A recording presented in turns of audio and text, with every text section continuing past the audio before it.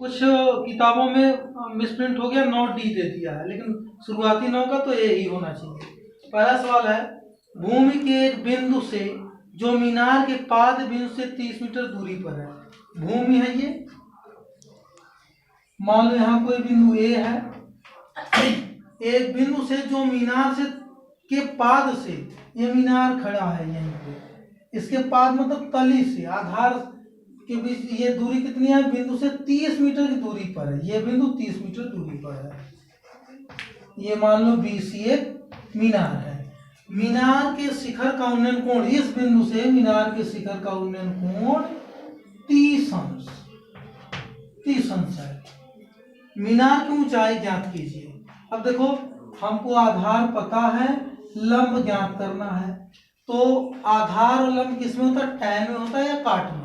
तो हम इस त्रिभुज में ABC में लेंगे tan 30 degree is equal to tan theta is equal to लंब BC बटे आधार AB। tan 30 का मान 1/3 इज इक्वल टू BC नहीं पता है, इसी को पता करना ऊंचाई, अपान AB 30। BC यहीं रहने दो, यहाँ तिरक गुड़ा हुआ 30 बटे कर्ण में 3। ये ठीक नहीं लग रहा है, इसका परिमेयीकरण कर दो, हर का कर्ण 3 ऊपर नीचे गुणा कर दो।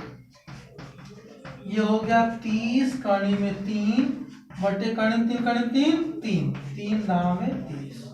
अब लिख दो मीनार की ऊंचाई, मीनार की ऊंचाई क्या है, मीनार BC इज इक्वल टू 10√3। या फिर ये भी लिख सकते हैं, ये उत्तर लिखो, या 10 गुणे कर्ण 3 का मान है 2 7 3 2, 1 से गुणा करेंगे वही आएगा, 1 जीरो से करेंगे एक स्थान उधर जाएगा, 17.32 मीटर। चाहे ये उत्तर लिखो चाहे ये, कोई भी लिख दो सही हो जाएगा। इससे एक पेड़ टूट जाता है, पहले तो एक पेड़ खड़ा कर लो। एक ये पेड़ हो गया, इसका नाम हम रख देते हैं AB। ये लगेगा जमीन को, जमीन भी बता दे रहा है। ये आधे से टूट जाता, कहीं से टूटा होगा, और टूटा हुआ भाग इस तरह मुड़ जाता है कि पेड़ का शिखर जमीन को छूने लगता है। मान लो यहीं C से पेड़ टूट गया और टूट करके जाके जमीन से लग गया, D पे जाके लग गया, और इसके साथ 30 अंश का कोण बनाता है। ये जो जमीन पे लगा वहां से ये 30 अंश का कोण बनाता है।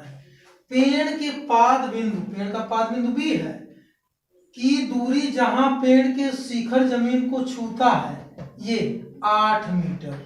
देखो, पेड़ के तल से वो शिखर जहां छू रहा है उसके बीच की दूरी मतलब BD is equal to 8 metre. 8 metre है पेड़ की ऊंचाई। पेड़ की ऊंचाई मतलब AB निकालना है, ये नहीं। यानी इसमें समझो, इस त्रिभुज में लेकर के BC अगर हम निकाल लें, फिर ये कर्ण निकाल लें, ये लंब निकालने के बाद दूसरे शर्त में कर्ण निकाल के यही यहाँ जुड़ जाएगा। जो कर्ण आएगा CD वही AC के बराबर होगा। BC निकाल के BC में AC जोड़ देंगे, पेड़ की लंबाई आ जाएगी।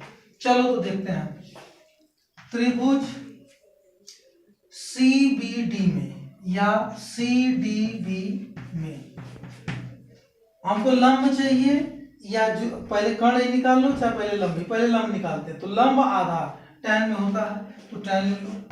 tan 30 इज इक्वल टू लंब BC बटे आधार BD। tan 30 का मान 1/√3 इज इक्वल टू BC नहीं पता, BD पता है 8, तो BC इज इक्वल टू ये सीधे गुणा 8 बटे कर्ण में 3। यही रहने दे रहा है, अभी परिमेयीकरण नहीं कर रहा है। ये अभी पूरा निकला तो है नहीं। अब ये निकल गया, अगर ये निकल जाए तो दोनों को जोड़ देंगे तो पेड़ की लंबाई निकल जाएगी, लेकिन ये कैसे, कोई त्रिभुज बन नहीं रहा, तो इसी को निकाल लो, लंब बटे कर्ण से या आधार बटे कर्ण से, जिससे मन हो। तो साइन ले लें या कॉस ले लें, कॉस ले रहे हैं, cos 30 cos थीटा बराबर क्या, आधार BD बटे कर्ण CD। अब cos 30 का मान √3/2 इज इक्वल टू BD 8, और CD इज इक्वल टू क्या होगा, AC होगा ना, तो CD की जगह AC लिख दें। क्योंकि यही टूट के यहाँ लटका है ना, तो इसके बराबर ये है AC।